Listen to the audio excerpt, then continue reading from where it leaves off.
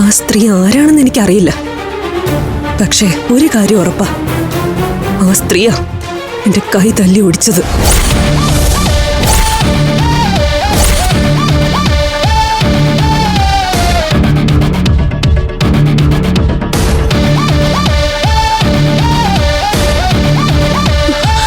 എന്റെ പൊന്നുമോളെ ഇല്ലാതാക്കാൻ ശ്രമിച്ച ആ സ്ത്രീ ആരാണെന്ന് ഞാൻ ചന്ദ്രനോട് ചോദിക്കുന്നുണ്ട്. അയാളെ കൊണ്ട് പറയിപ്പിക്കും ഞാൻ. അവൾ ആരായാലും ആ സ്ത്രീയുടെ കുലം തന്നെ നശിപ്പിച്ചു കളയും. കലയും ആപത്തിലൊന്നും ചെന്ന് ചാടരുത്. ഇത്തരം ആളുകൾക്ക് മനസാക്ഷി എന്നൊന്നില്ല. ആരാധ്യയുടെ കൈക്ക് നേരെ പ്രയോഗിച്ച ആയുധം അമ്മയുടെ തലയ്ക്ക് നേരെ പ്രയോഗിക്കാൻ അവൾ മടിക്കില്ല.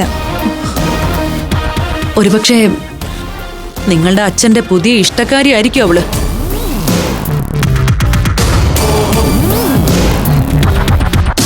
ആ സ്ത്രീ എന്നെ കൊല്ലുന്നെങ്കിൽ കൊന്നോട്ടെ. എന്റെ ഈ മക്കള് വെറുതെ വിട്ടാ മാത്രം മതി. കലയമ്മ സങ്കടപ്പെടാതെ. അവരാരായാലും നമ്മൾ ഒറ്റക്കെട്ടായി നേരിടണം. അല്ലാതെ കലയമ്മ ഒറ്റയ്ക്ക് പോയി ആപത്തി ചാടണ്ട.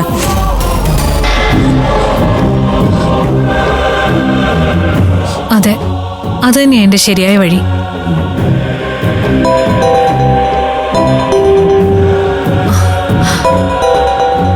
ആതിരയുടെ വീഡിയോ കോൾ ആണല്ലോ.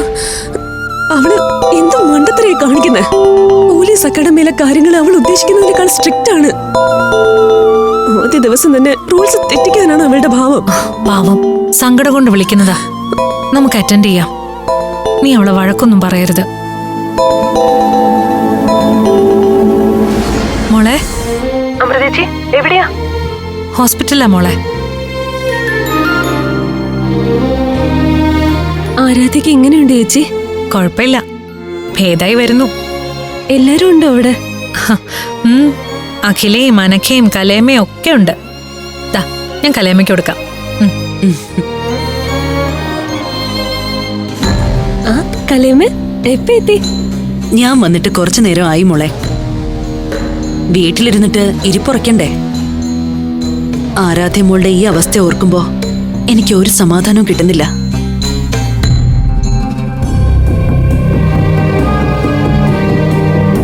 നിങ്ങളുടെ അച്ഛനെന്ന് പറയുന്ന ആ പരമദുഷ്ടൻ ഇങ്ങനെ ഒരു കടുംകൈ ചെയ്തു കളയുമെന്ന് ഞാൻ സ്വപ്നത്തിൽ പോലും വിചാരിച്ചതല്ല. നിങ്ങൾ ആരും വിഷമിക്കണ്ട. ഇനി മേലിൽ അയാൾ ഇതുപോലെ തെമ്മാടിത്തരം കാണിക്കാതെ ഈ അമ്മ നോക്കിക്കോളാം. അതോർത്ത് കലയമ്മ സങ്കടപ്പെടണ്ട. സ്വന്തം മക്കളോട് ഈ ക്രൂരത കാണിച്ച അയാൾക്കുള്ള ശിക്ഷ ഞാൻ തന്നെ വാങ്ങിക്കൊടുത്തോളാം. പക്ഷേ ആ ദ്രോഹം ചെയ്തത് അയാൾ മാത്രമല്ല, അത് ഞങ്ങൾക്ക് മനസ്സിലായി. അയാളുടെ കൂടെ ഒരു സ്ത്രീയും ഉണ്ടായിരുന്നു.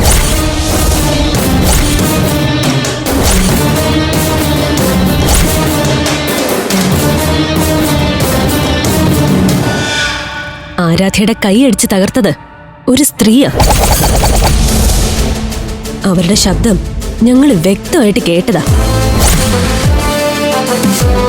അവരെയും വെറുതെ വിടാൻ ഞാൻ ഉദ്ദേശിക്കുന്നില്ല.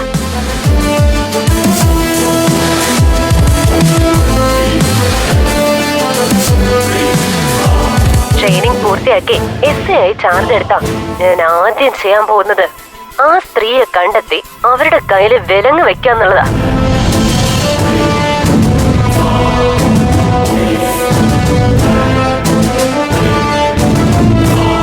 പോസ്റ്റിംഗ് ആവുമ്പോ എവിടെ ഏത് സ്റ്റേഷനിലാന്നൊക്കെ എങ്ങനെ അറിയാം? അതുകൊണ്ട് ഇതൊക്കെ മനസ്സിൽ നിന്ന് കളഞ്ഞ് ട്രെയിനിങ്ങിൽ ശ്രദ്ധ കൊടുക്ക്. എന്തായാലും നീ ആദ്യമായിട്ട് യൂണിഫോം ഇട്ട് ചാർജ് എടുക്കുന്നത് നമ്മുടെ സ്റ്റേഷനിൽ തന്നെ ആവണമെന്നാ ഈ അമ്മയുടെ ആഗ്രഹം. എന്നിട്ട് വേണം എന്റെ മോളാണ് സ്ഥലം SI എന്ന് എനിക്ക് അഭിമാനത്തോടെ പറഞ്ഞു നടക്കാൻ. കലയമ്മയുടെ നാവ് പൊന്നായിരിക്കട്ടെ. ആ ഫോണൊന്ന് ആരാധ്യക്ക് കൊടുത്തേച്ചി.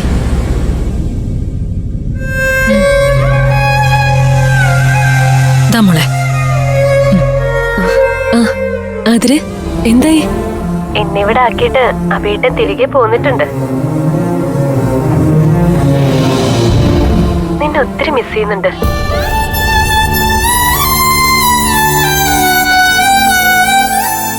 ഇപ്പൊ വേറെ ഒന്നും ആലോചിക്കണ്ട. ട്രെയിനിങ്ങിൽ മാത്രം കോൺസെൻട്രേറ്റ് ചെയ്താൽ മതിയെന്ന് അമൃതേച്ചി പറഞ്ഞില്ലേ?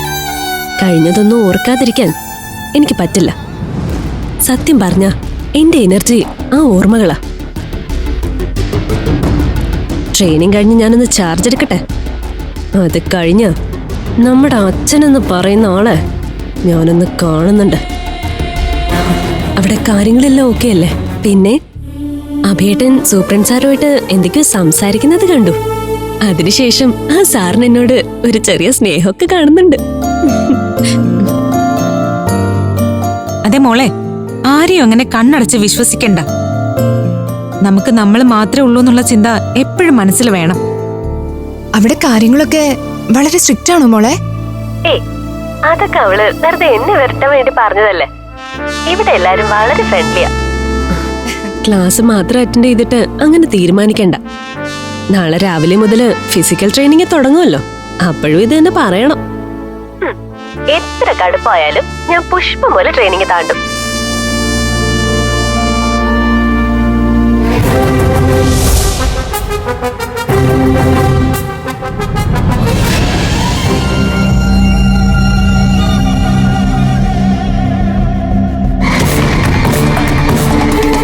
ക്ലാസ് ടൈമിൽ ആരും മൊബൈൽ ഫോൺ ഉപയോഗിക്കരുതെന്ന് പറഞ്ഞിട്ടില്ലേ?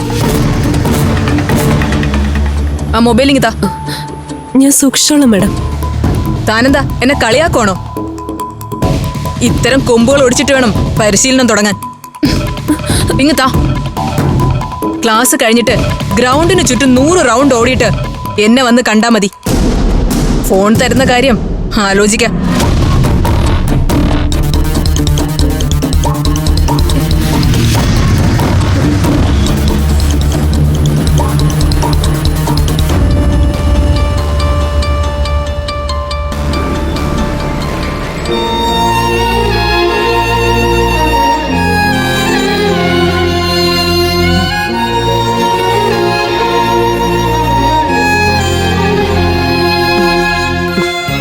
എനിക്ക് മതി കലേമ്മേ, വയറ് നിറഞ്ഞു. ഒരല്ലി തിന്നപ്പോഴോ? നിനക്ക് നല്ല ക്ഷീണമുണ്ട്, ഇതെങ്കിലും ഒന്ന് കഴിക്കുന്നേ. അങ്ങനെ പറഞ്ഞു കൊടുക്കുമോളെ. അല്ലെങ്കിലും ഇവൾക്ക് ആഹാരം കഴിക്കാൻ ഇത്തിരി മടിയാ.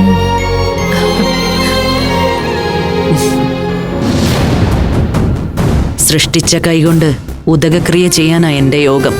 നിന്റെ കാര്യത്തില് എന്റെ പ്ലാനിങ് തീർന്നിട്ടില്ല പൊന്നുമോളെ. ഇതിനൊക്കെയുള്ള അടുത്ത പണി വരുന്നുണ്ട്.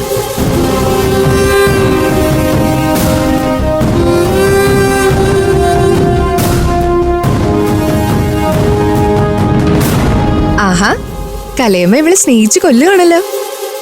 ആ അഖിലേ, നീയേ ക്യാൻറ്റീനിൽ പോയിട്ട് കുറച്ച് ചൂട് പാല് വാങ്ങിച്ചുണ്ടോ? ചേച്ചിയും കൂടെ വാ. നിനക്കൊന്ന് ക്യാൻറ്റീനിൽ പോയിട്ട് വരാം. ഞാൻ കൂടെ വരണോ? ചേച്ചി ഇവിടെ വെറുതെ നിക്കല്ലേ, വാ. പോയിട്ട് വരാം.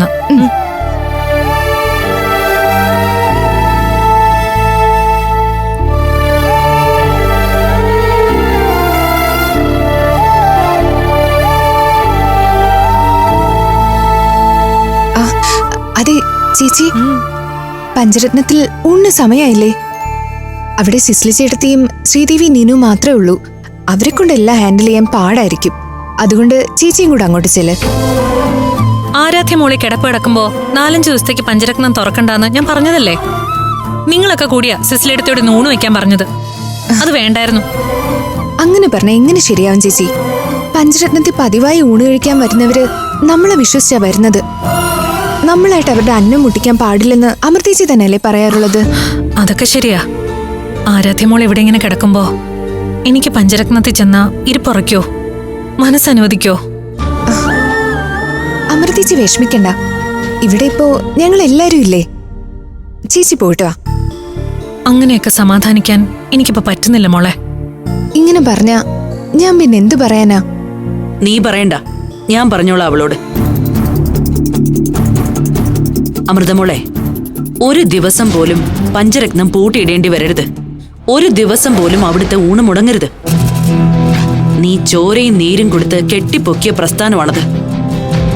ഒരു ചെറിയ വീട്ടിലെ ഊണെന്ന കടയിൽ നിന്നും ഈ കാണുന്ന പഞ്ചരത്നം എന്ന പോപ്പുലർ ബ്രാൻഡിലേക്ക് ആ ഹോട്ടലിനെ എത്തിച്ചത് നിന്റെ ഒരാളുടെ കഠിനാധ്വാനം മാത്രമാ. എന്തിന്റെ പേരിലായാലും പഞ്ചരത്നം ഹോട്ടലിന്റെ പ്രവർത്തനം അവതാളത്തിലായാൽ ഇത്രയും കാലം കൊണ്ട് നീ ഉണ്ടാക്കിയ സൽപ്പേരിനെ അത് ബാധിക്കില്ലേ? ബിസിനസ് എതിരാളികൾക്ക് നിന്നെ അടിക്കാനുള്ളൊരു നല്ല വടിയായിരിക്കും അത്.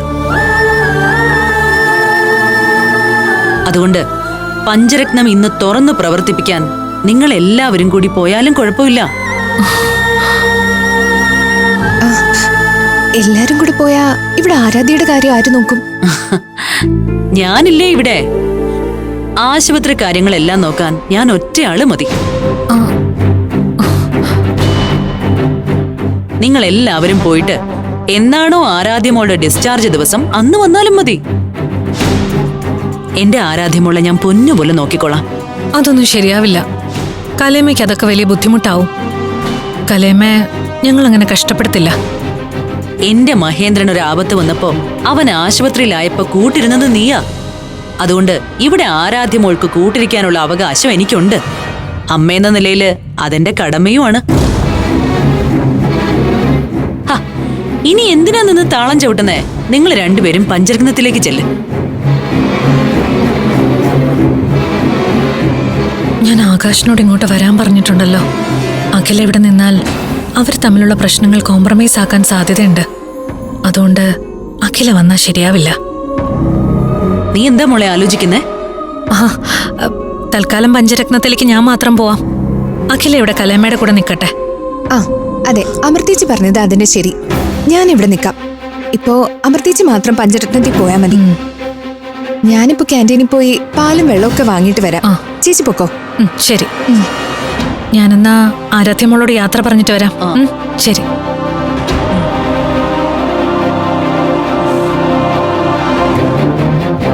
എല്ലാവരെയും പറഞ്ഞുവിടാൻ നോക്കിയിട്ട് ഒരുത്തി മാത്രം ഇവിടെ നിന്നാ എങ്ങനെ ശരിയാവും? എന്റെ പദ്ധതികളെല്ലാം പാളിപ്പോവുമല്ലോ.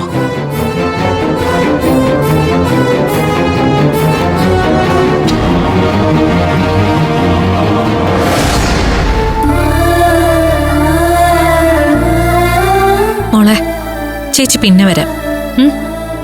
കലേമ ഇവിടെ ഉണ്ടെങ്കിൽ മോളിവിടെ സേഫ് ആയിരിക്കും. എല്ലാ കാര്യങ്ങളും കലേമ ഞങ്ങൾ ചെയ്യുന്നതിനൊക്കെ നന്നായി ചെയ്യുകയും ചെയ്യും. പോയിട്ട് വരട്ടെ കലേമ. സൂക്ഷിച്ചൊക്കെ പോണേ മോളെ. ശരി.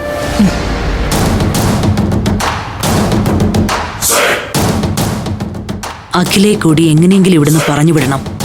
എന്നിട്ട് വേണം മുറിവ് ഇൻഫെക്ഷൻ ആക്കാനുള്ള പണി ചെയ്യാൻ.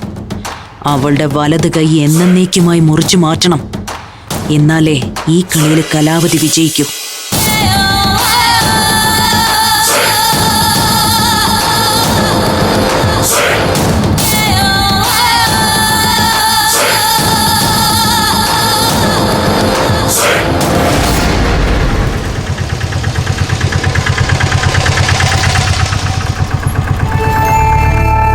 ചേട്ടാ ഒന്ന് വെയിറ്റ് ചെയ്യും, ഞാൻ ക്യാഷ് എടുത്തിട്ട് വരാം.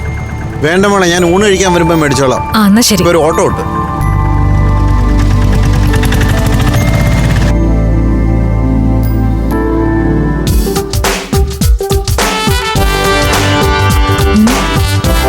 ഇതാരാ ഈ പണിയൊക്കെ ചെയ്തത്?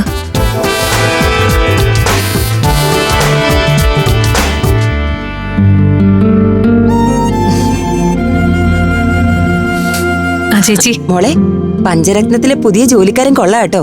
എല്ലാ ജോലിയും അയാൾ ഒറ്റയ്ക്ക് തന്നെയാ ചെയ്യുന്നേ. ഇന്നത്തെ കാലത്ത് ഇങ്ങനെ പണിയെടുക്കുന്ന ഒരാളെ കിട്ടാൻ വലിയ പാടാ.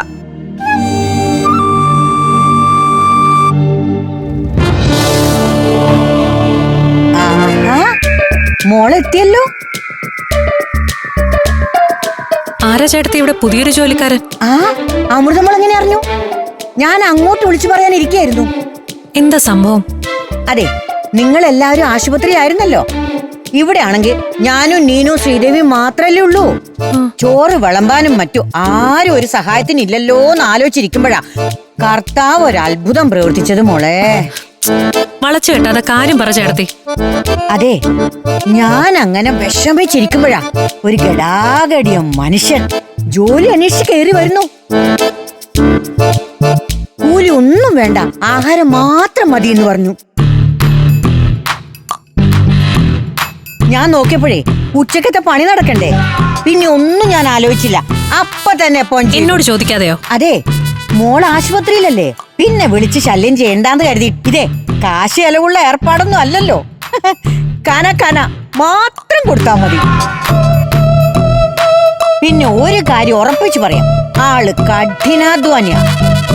നോക്ക്, ക്രിസ്മസിന്റെ അലങ്കാര പണികളൊക്കെ മാറ്റി ഈ ന്യൂ ഇയർ ബോർഡൊക്കെ വെച്ചതും ആ ബംഗാളി തന്നെയാ. ബംഗാളിയോ? ഈ പറഞ്ഞ ആള് അന്യസംസ്ഥാന തൊഴിലാളിയാണോ? എന്റെ പൊന്നു മോളെ, അയാള് ബംഗാളിയൊന്നും അല്ല, ശുദ്ധ മലയാളിയാ. പേര് കൃഷ്ണൻ. കൃഷ്ണേട്ടാന്ന് വിളിച്ചാ മതിന്നാ പറഞ്ഞത്. നീ പോച്ചേ, നല്ല ഒന്നാം തരം ബംഗാളിയാണെന്ന കാര്യത്തിൽ ഒരു സംശയമില്ല. പിന്നെ പച്ചവെള്ളം പോലെ മലയാളം പറയുന്നതോ? ആ, അത് ഇവിടെ വന്ന് പഠിച്ചായിരിക്കും. എന്തായാലും ഒരു ബംഗാളിക്കല്ലാതെ ഇത്രയും അധ്വാനിക്കാൻ പറ്റില്ല. അമൃത മോള് വന്നൊന്ന് നോക്കിയേ ആ ഗടാഗടിയന്റെ പണി എങ്ങനെയുണ്ടെന്ന്. അയാൾ ആരാ എന്താന്നൊന്നും അറിയാതെ വിളിച്ച് ജോലി എടുത്തത് ഏതായാലും ശരിയായില്ല. നമുക്ക് ചുറ്റും ശത്രുക്കളാ. ചേട്ടത്തി കുറച്ചുകൂടി ശ്രദ്ധിക്കേണ്ടതായിരുന്നു. ഓ, ഫ്രീ ആയിട്ട് ഒരു പണിക്കാരനെ കിട്ടിയപ്പോ അത് ലോട്ടറി ആണെന്നല്ലേ വിചാരിക്കേണ്ടത്. ഒരു നല്ല കാര്യം ചെയ്തിട്ട് അതും ഇപ്പൊ കുറ്റായി.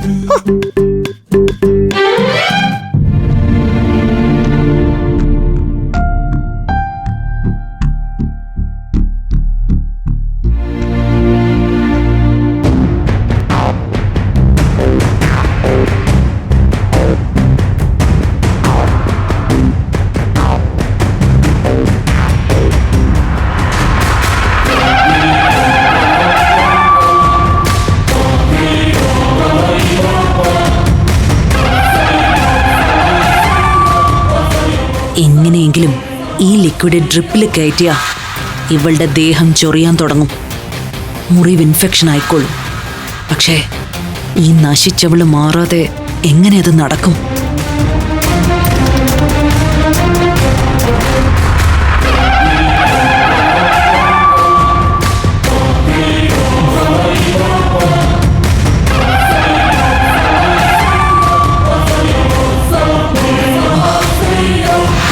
അതിലേക്കെങ്കിലും മൊഡ്യൂൾ ഇഞ്ചക്ട് ചെയ്ത് കയറ്റാൻ കഴിഞ്ഞാൽ മതിയായിരുന്നു.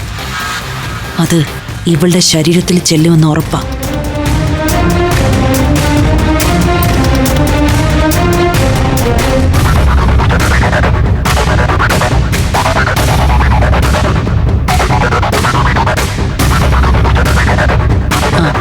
ഇന്നലെ രാത്രി മുഴുവൻ ഉറങ്ങാത്തോണ്ട് മോൾക്ക് നല്ല ക്ഷീണം കാണും. ഉറക്കം വരുന്നുണ്ടെങ്കിൽ മോള് കിടന്ന് ഉറങ്ങിക്കോ. ഇവിടെ ഞാനുണ്ടല്ലോ. ഈ അമ്മ പൊന്നുപോലെ നോക്കിക്കോളാന്നേ. അതിന് എനിക്ക് ഉറക്കം വരുന്നില്ല കലേമേ. കലേമ വേണമെങ്കിൽ ഒന്ന് മയങ്ങിക്കോ, നല്ല ക്ഷീണം കാണും. അത് വേണ്ട മോളെ.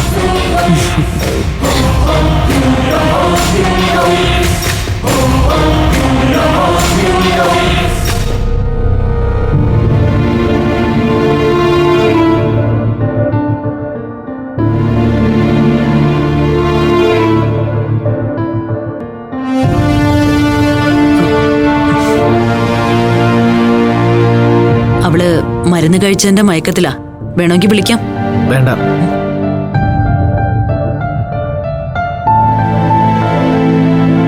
പരസ്പരം ഒരുപാട് സ്നേഹിക്കുന്നവരാ നിങ്ങൾ രണ്ടുപേരും എന്ന് എനിക്കറിയാം. അന്ന് ആകാശമോനെ പോലീസ് അറസ്റ്റ് ചെയ്തപ്പോ അഖിലമോളുടെ പരവേശം ഞാൻ കണ്ടതാ.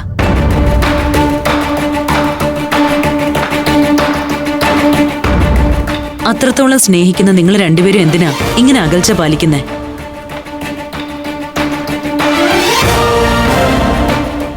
ഇനി ഞാനിവിടെ നിൽക്കുന്നത് കൊണ്ടാണോ നിങ്ങൾക്ക് പരസ്പരം സംസാരിക്കാനൊരു മടി?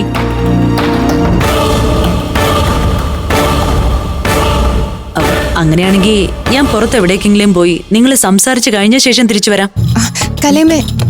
കലേമെങ്ങും പോണ്ട. എന്താ മോളെ, നിങ്ങൾ തമ്മിൽ എന്തെങ്കിലും പ്രശ്നമുണ്ടോ? ഒരു പ്രശ്നമില്ല. ആ, എങ്കിൽ നിങ്ങൾ രണ്ടുപേരും പുറത്തു പോയി സംസാരിക്കേ. എനിക്കൊന്നും സംസാരിക്കാനില്ല.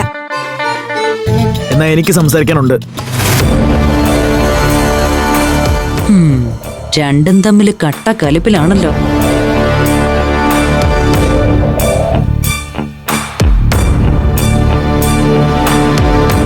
സ്നേഹത്തോടെ എന്നും ഒരുമിച്ച് കഴിയേണ്ട നിങ്ങൾ തമ്മിൽ ഇങ്ങനെ പിണങ്ങുന്നത് ശരിയല്ല മക്കളെ. എന്തുണ്ടെങ്കിലും നിങ്ങൾ തമ്മിൽ പരസ്പരം സംസാരിച്ച് തീർക്കണം.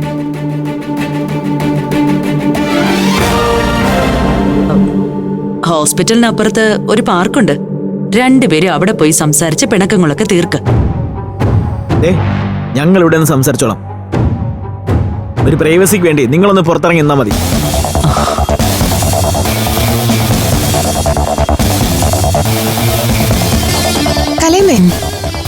കലയമെങ്ങും പോണ്ടെന്നല്ലേ ഞാൻ പറഞ്ഞത്. എനിക്ക് ആരോടും ഒന്നും സംസാരിക്കാനില്ല. ആരാധ്യ കാണാൻ വന്നവര് കണ്ടിട്ട് പോണം. വെറുതെ ഇവിടെ ചുറ്റിക്കറങ്ങേണ്ട ആവശ്യമൊന്നുമില്ല. ഹോസ്പിറ്റലിൽ ഇപ്പോ വിസിറ്റിംഗ് ടൈമൊന്നും അല്ലല്ലോ. അതുകൊണ്ട് സന്ദർശകർ എത്രയും പെട്ടെന്ന് പോകുന്നതാ നല്ലത്. അനഘ ഇവിടുത്തെ സ്റ്റാഫ് ആയതുകൊണ്ട് നമുക്ക് വിസിറ്റിംഗ് ടൈം ബാധകമല്ല.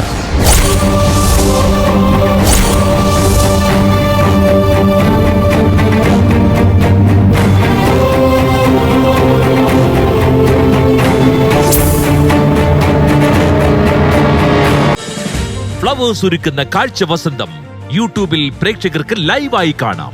ഫ്ലവേഴ്സ് കോമഡിയിൽ ജോയിൻ ചെയ്യൂ, ആസ്വദിക്കൂ.